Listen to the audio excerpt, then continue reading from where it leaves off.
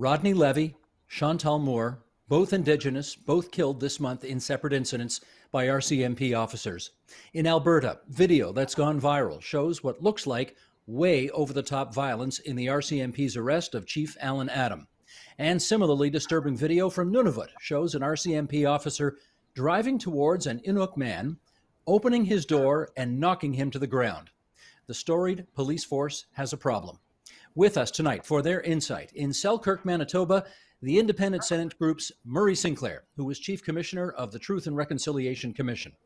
In Calgary, Alberta, Chad Haggerty, a Métis 17-year veteran of the RCMP, now a student at law at the law firm Craig Hooker Shiskin. And in Gunnissatage, Quebec, Ellen Gabriel, Ganyugahaga, human rights and environmental activist who was the voice of the Mohawk people in Gunnissatage during the Oka crisis 30 years ago.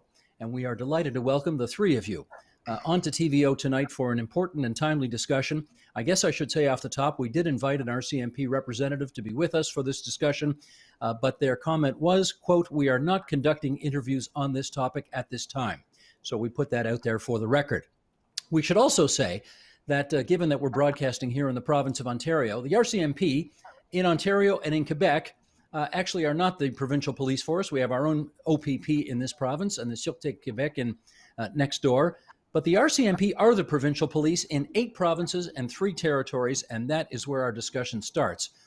Senator Sinclair, I wonder if you could, let's start with this. The other day, the reaction to all of the violence I just described in the introduction, the Federal Indigenous Services Minister, Marc Miller, said he was outraged. He said Canada needed a reckoning. He said this is a painful pattern that keeps repeating itself. How would you describe what that pattern is that we are seeing yet again? Well, I think it's certainly a situation where the RCMP have taken the approach to Indigenous people and people of color generally in a very unfair way when it comes to how they handle them. We've heard many instances of how Indigenous people and how people of color feel they've been handled by the RCMP. People with mental health issues, people with addiction problems, people with homeless situations, and generally who come from vulnerable social situations also talk about how police forces generally, and the RCMP in particular, sometimes become the tools of oppression by governments and by private corporations to try to override their own personal interests, their own personal safety. Most dramatically in Canada, when it comes to Indigenous people standing up for their rights and for their territory, when the RCMP are called in to try to break down blockades or protests or even demonstrations that are not in any way threatening, but merely a declaration of rights. We saw that most recently, of course, in Wet'suwet'en territory, where the people there were merely standing up for the right they feel they have, and which I think most legal practitioners recognize they have to sovereignty over their territory. And as a result, they're not going to have a lot of respect for the way the RCMP handle those situations. And that's part of the ongoing situation we're now facing, is that there is a growing disrespect for the RCMP. The amount of respect for the RCMP was probably not that great for Indigenous people generally in the West, but it's deteriorated quite significantly in the recent past. Ellen Gabriel, how about you? How would you characterize this pattern, which you have no doubt seen before? It's a perpetuation of history. It's a perpetuation of the criminalization of Indigenous people simply for being Indigenous. I think the RCMP have a long history here in our communities before provincial police forces were created. And, you know, there is this idea that we are the enemy, that we are inferior, and that's part of that colonial history that has, was founded by in creating the RCMP to remove Indigenous people and land dispossession.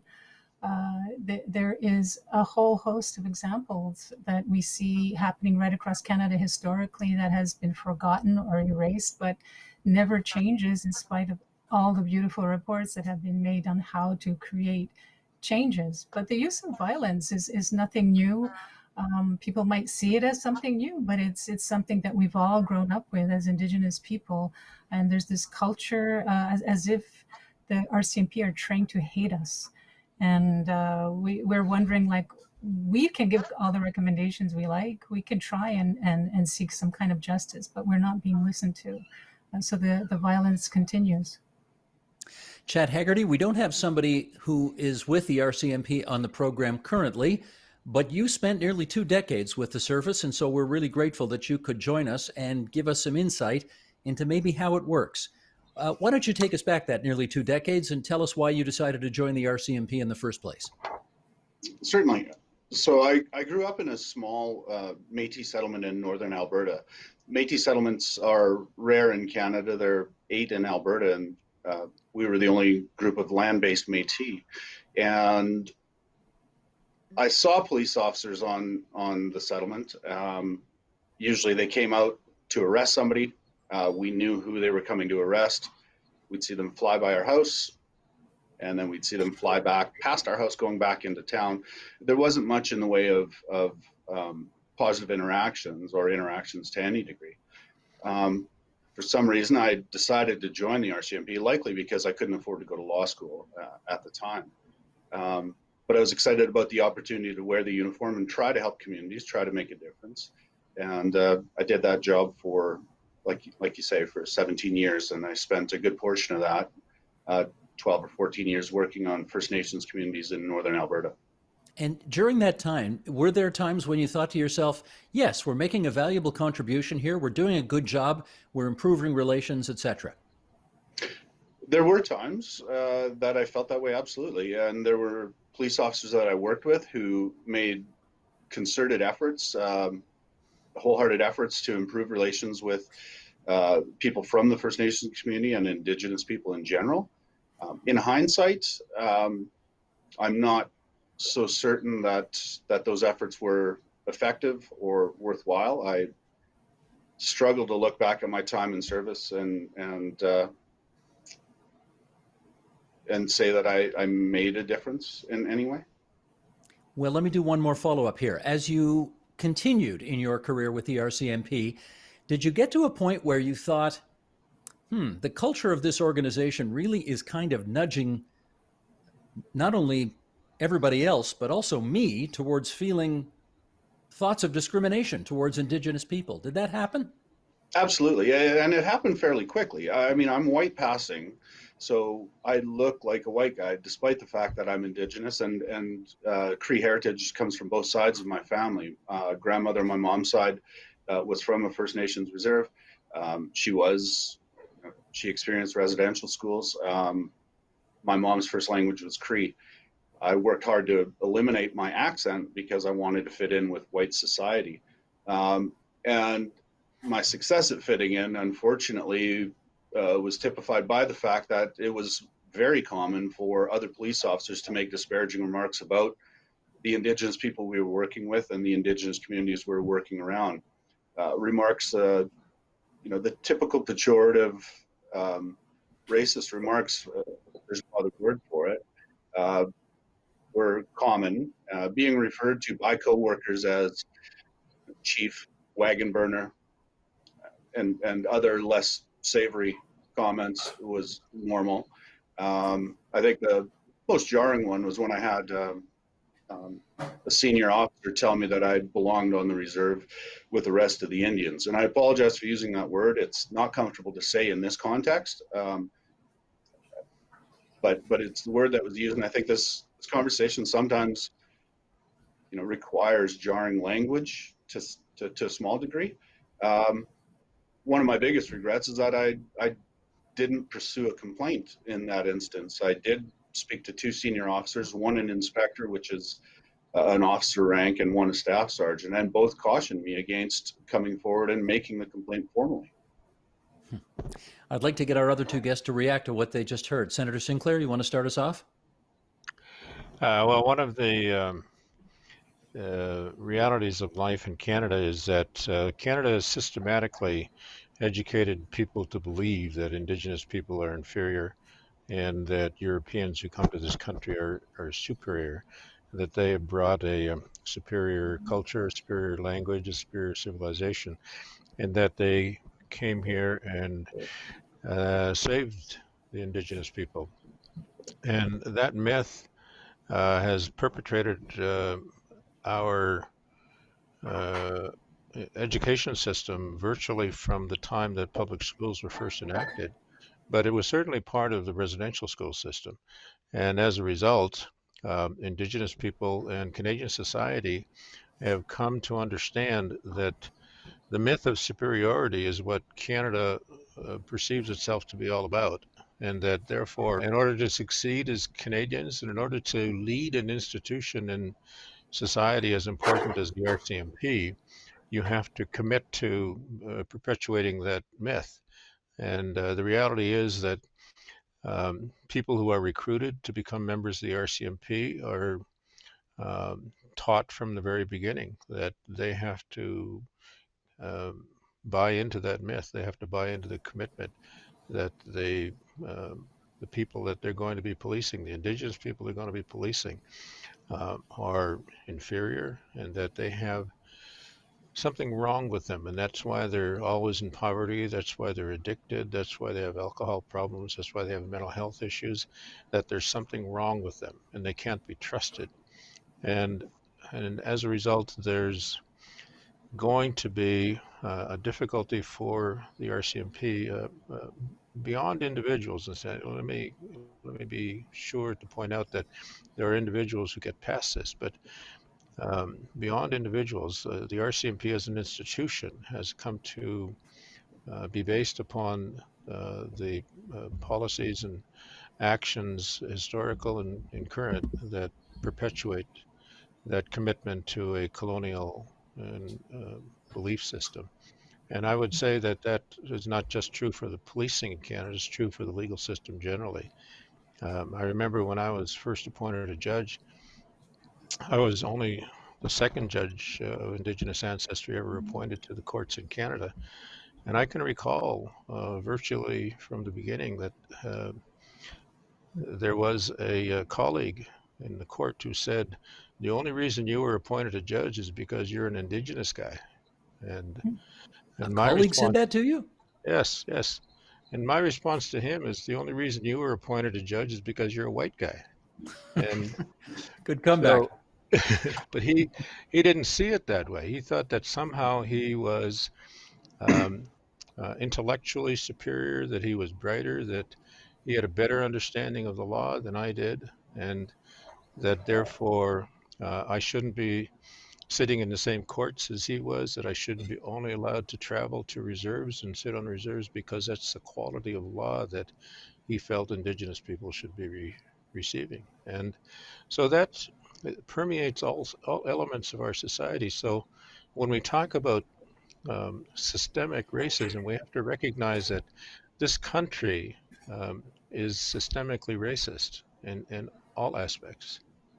Ellen Gabriel, could you react to what you heard from Chad?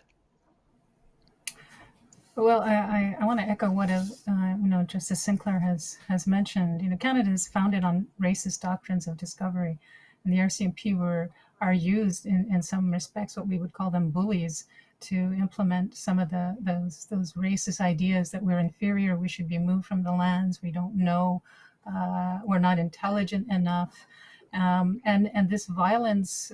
Colonization is very, very violent. It is continuing. We see the RCMP and provincial police forces as being pro-corporation because our rights, which are inherent and which we have numerous international human rights norms that recognize and respect our rights, those police forces are coming in heavy-handed to implement corporate rights. They're not there to serve and protect. They're there to actually continue this perpetuating systemic discrimination that has caused us not to enjoy fully our human rights. And Indigenous rights, people need to understand, are human rights. When we think about the actions of RCMP in 1924, Canada made it illegal, not just the potlatch ceremonies, but they made traditional governments illegal. They entered into the longhouses in Six Nations and they killed a clan mother, 2 clan mothers. So we know that it's all about economic self-interest. It's all about the economic agenda, which the doctrines, these racist doctrines, are based upon. And the RCMP, that we hear, well, not everybody is racist. No, but what are you doing about it as an RCMP then? If you are staying silent to an injustice, then that means you're condoning it. So we need to come up with better solutions. And we don't have to reinvent the wheel. But we know that we are the most policed, we are the most surveyed people. CIS is considered, the Mohawk Warriors #3 on the terrorist list.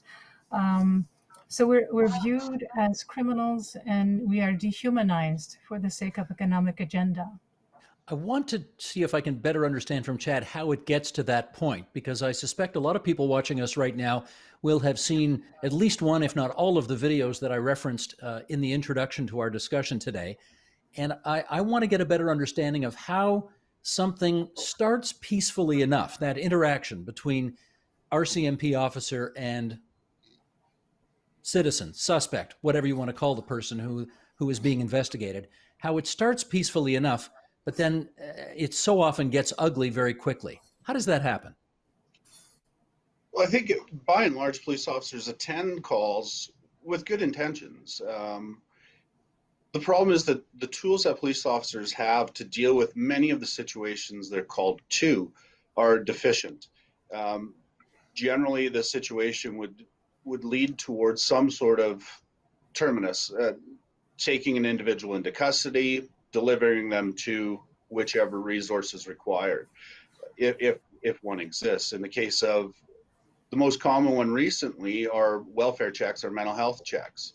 And we've seen, I believe it's 4 now, situations where police in Canada have killed, in 2 cases at least, an Indigenous Canadian during what is a mental health check. The problem is the police officers only have one tool: take into custody. Are there officers that try to de-escalate and talk? Certainly. Time constraints, educational constraints, training constraints, very often lead police officers to believe that taking someone into custody is what's best. And there are vestiges of the colonial paternalistic mindset that Senator Sinclair was referring to and Ellen was referring to. And when you start out with a foundation where heritage is directly linked to merit, and the paternalistic mindset of "we know better than you" comes into play, that takes precedence. And what ends up happening is custody, jail, rinse, repeat, and the opportunities for intervention, social intervention, are lost, and policing very often ends up having very little social utility.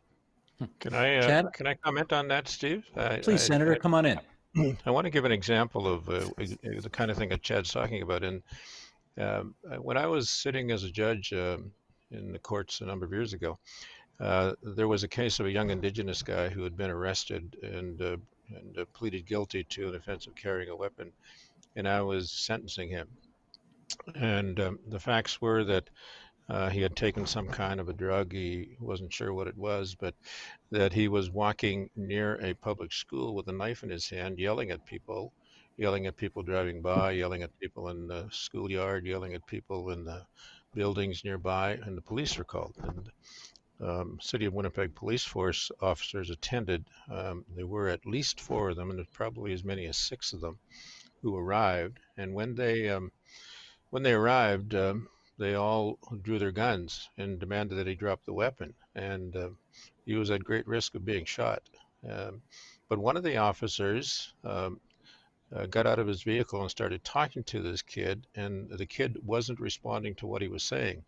So the officer holstered his gun, and he jumped into his car, and he drove his vehicle up against the accused very slowly and pressed him against a chain link fence that was surrounding the schoolyard, and immobilized him so that the kid never really had an opportunity to do anything with his knife, so he couldn't move.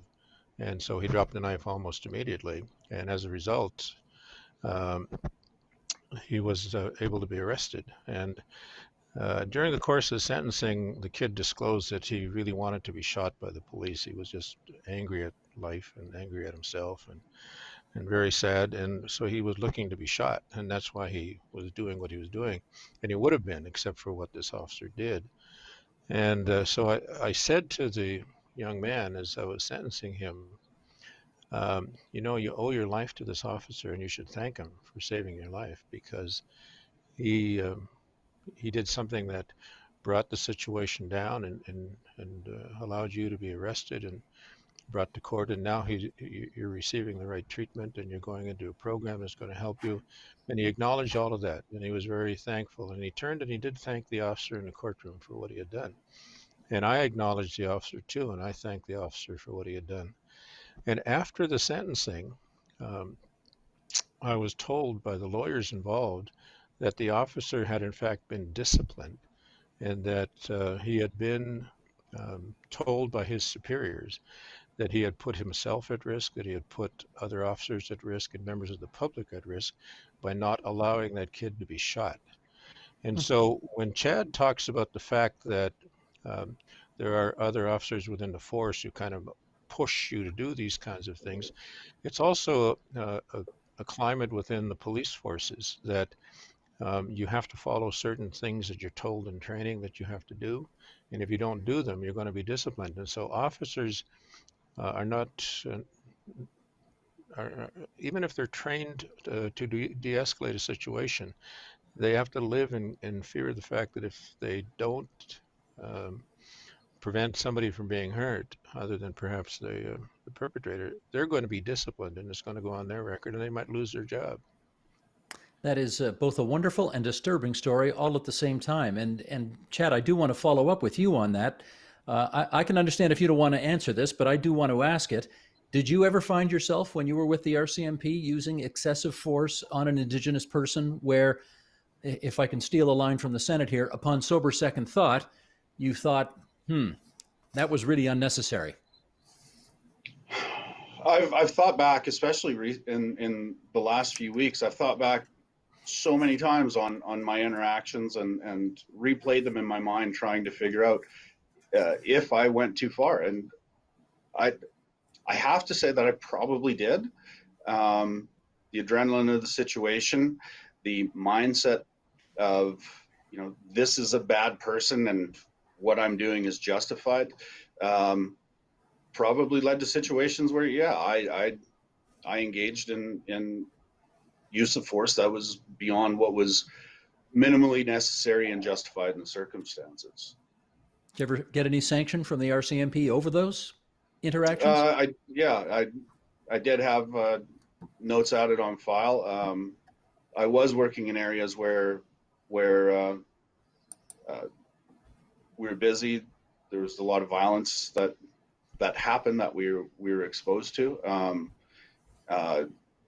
One of the other things that happens to police officers is that all of these incidents and just the organization of the police service leads to traumatic events. And the RCMP does a horrible job of assisting members, police officers, in dealing with the trauma that they encounter. And when you can't deal with your trauma, you're not dealing with it properly, that gets vented. And it gets vented either at the people you're dealing with professionally or the people that you deal with personally. And I got to the point where, I was charged criminally with assault in my personal life. And before that progressed any distance through the courts, I realized that I wasn't suited to be a police officer anymore. I resigned from the RCMP. I sought counseling and therapy, and my victim was my wife, now ex-wife. We're still great friends. We had probably a 2-hour chat last night before this event. She's a police officer, and we discussed, we had this conversation last night. So I think it's important that when an RCMP officer or any police officer is at the point where they can't deal with their own emotions, they need to be taken off the street at the very least, and perhaps out of uniform, for their own good and for the good of the general public. I'm really grateful that you were so candid and frank in answering that question. That can't have been easy to put on the public record there, but I'm grateful for your doing that. We know that Brenda Lucki, the head commissioner of the RCMP, has been in the news a lot lately. Mostly the first time because she said she didn't think systemic racism existed in the RCMP. And then she released this statement in which she, quote unquote, clarified her remarks. She said, I do know that systemic racism is part of every institution, the RCMP included. Throughout our history and today, we have not always treated racialized and Indigenous people fairly. Systemic racism isn't about the behavior of a single individual or the actions of one person. It's in the institutional structures that reflect the inequities that persist in our society. And it shows up in policies, processes, or practices that may appear neutral on the surface. We now have the opportunity to lead positive change on this critical issue. It is time to double down on these efforts. The RCMP will not tolerate those whose actions are not in line with our core values, and we will be held to account. I'm proud to be the commissioner of what I believe to be the greatest police organization in the world. Ellen Gabriel, a lot of stuff we could follow up on that comment. Well, maybe I should just open it up to you. I mean, she says there are solutions out there to be had, and she intends to implement them. Go ahead. Okay. Well, we know in the Stolen Sisters report in 2004 from Amnesty International and the Native Women's Association of Canada, they talk about the RCMP as being part of the problem, letting criminals inflict violence and murder upon Indigenous women with impunity. Human Rights Watch, again, the RCMP are part of the problem. But within it, there's this culture, these silos of government entities that do not talk to each other to say, okay, there are human rights, fundamental human rights norms at the international level, which Canada has absorbed supposedly into its domestic policy, created in the 70s, and they're not being implemented. And the only recourse we have is at the international level. There is nothing within Canada for us to create these kinds of complaints, in spite of the numerous reports that are there. And so Indigenous people, Indigenous women, indeed, we're left basically on our own. We don't trust police forces of any kind.